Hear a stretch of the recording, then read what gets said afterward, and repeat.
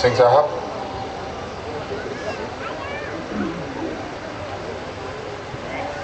भोजपुरी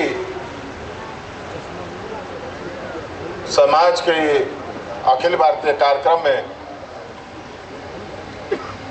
अखिल भारतीय भोजपुरी समाज और आज के कार्यक्रम के संयोजक भाई प्रभुनाथ राय जी, आज के इस कार्यक्रम के मुख्य अतिथि अग्रज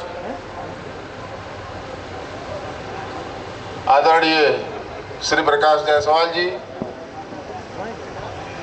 मंचस्थ डॉक्टर आर.के. शर्मा जी, प्रवीण Kumar Bansal ji, SR. Singh ji, doctor bridge Gopal ji, Bhojpuri समाज से निकलकर अखिल भारतीय स्तर पर संगीत के दुनिया में अपन एक आयाम बनाने वाले जौनपुर के भाई सुरेश शुक्ला जी,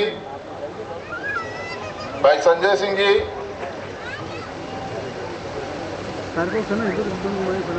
हम जानत हैं कि रौरा लोगों के संगीत के भी आनंद ले के बाद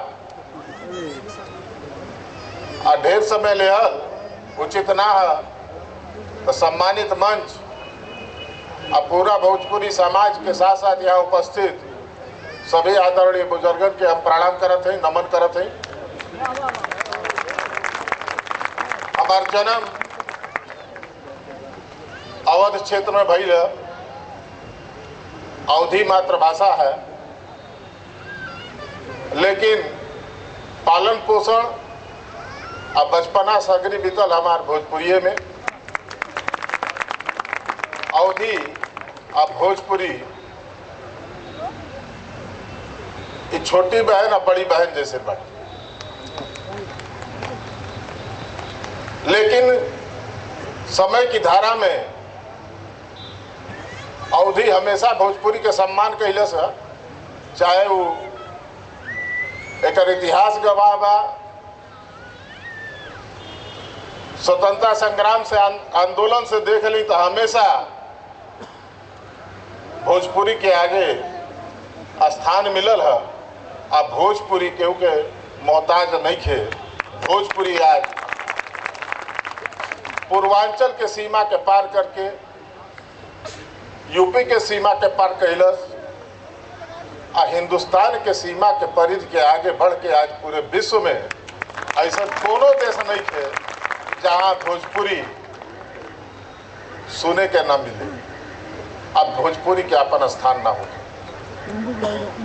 भाई प्रभुनाथ जी बताओ रानी है अंग्रेजी दैनंदिनी में आ गई है। चाहे जितना अंग्रेजी में बात करी, लेकिन दो आदमी भले टोक्यो में कोई बैठल वाशिंगटन से बात करत होके, लेकिन अंग्रेजियों में बोलत बोलत कहीं ना कहीं जबान भोजपुरी में आ जाले, टोनवा हुए आ जाला। और जब भोजपुरी टोन आ जाला तो अंग्रेजी या सब जर्मनी या फ्रांसीसी सब भुला जाला, भोजपुरी चालू हो जाला। तब भोजपुरी की आत्मीयता, अब भोजपुरी के बड़ाई या भोजपुरी के बड़ा बखान कई हमके तो ना बुझाता कि सूरज के आगे दिया के प्रकाश से ढेर कुछ हुई।